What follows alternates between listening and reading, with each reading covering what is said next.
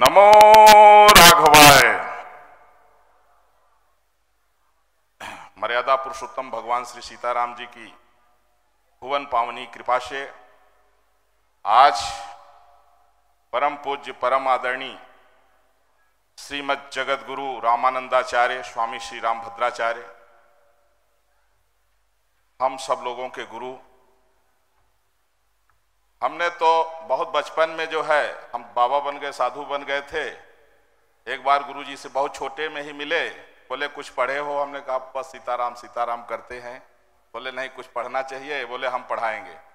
मैंने जो कुछ भी सीखा बस गुरुजी से सीखा है। और गुरुजी की ऐसी कृपा रही, काफी समय तक मुझे सौभाग्य प्राप्त हुआ गुरुजी की सेवा करने का। गुरुजी की ऐसी कृपा रही कि कहते हैं जिम बालक राखे महतारी। जहां भी रहे हमने कुछ किया ही नहीं, अपने आप सब कुछ होता गया। इस समय मर्यादा पुरुषोत्तम भगवान श्री राम की नगरी अयोध्या, जो संतों की सबसे पुरानी छावनी सी तपस्वी जी की छावनी है, जिसका पूरे भारत में लगभग 12 लाख शाखाएं हैं, महात्यागियों की आचार्य पीठ है, वहां का वर्तमान में मैं पीठाधीश्वर हूं। ये गुरु जी के अहेतुकी कृपा। और इस भूमंडल में मैं कहने में बिल्कुल जो है सत्य कहने में मुझे कोई डर नहीं है। संपूर्ण पृथ्वी पर अगर हनुमान चालीसा से लेकर के ऋग्वेद तक का ज्ञान रखने वाले कोई है तो श्री जगत गुरु जी है। अभी डॉक्टर महेश दास जी बोल रहे थे, मुझे ऐसा लगता है कि साक्षात जो है वशिष्ठ जी ही गुरु जी के रूप में अवतरित हुए हैं। इतना ज्ञान मनुष्य को नहीं हो सकता है।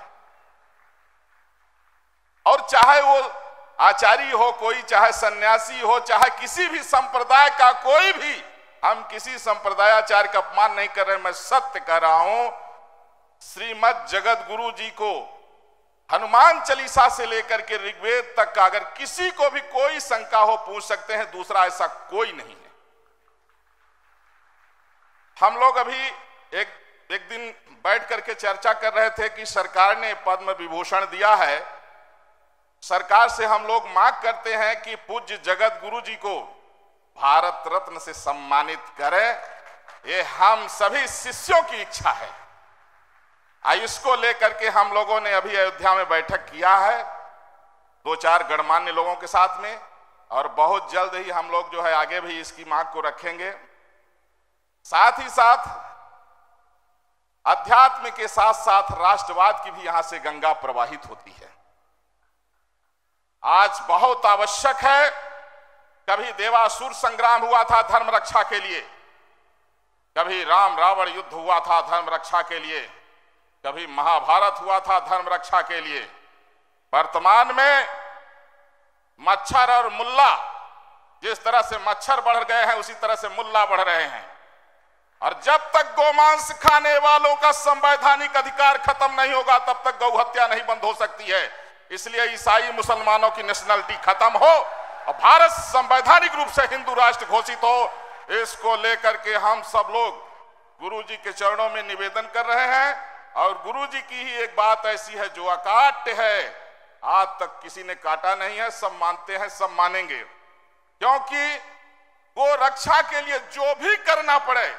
जब इंदिरा गांधी अपनी कुर्सी बचाने के लिए पूरे देश को जेल में तब्दील कर दी थी इमरजेंसी लागू करके, तो राष्ट्र हित सर्वोपरि का मतलब है कि देश हित की रक्षा के लिए, सनातन संस्कृति की रक्षा के लिए अगर जरूरत पड़े तो 40 करोड़ जो है इन आतंकवादी जिहादियों को जिंदा जमीन में गड़वा दिया जाए, कोई अपराध नहीं। मैं ज्यादा नहीं बोलूंगा। पूज्य गुरुदेव के चरणों में हम लोग आशीर्वाद लेने के लिए आए हैं। और इस पवित्र मंच में क्योंकि हम लोगों ने देखा है गुरु जी के चरणों में रह करके हम लोगों ने देशभक्ति सीखी है। अध्यात्म के साथ साथ पहले हम लोग सोचते थे साधु का काम केवल भजन करना है, लेकिन गुरु जी ने बताया कि शास्त्र और शस्त्र दोनों में निपुण होना संत का काम है। तभी संत मार्गदर्शन कर सकता है।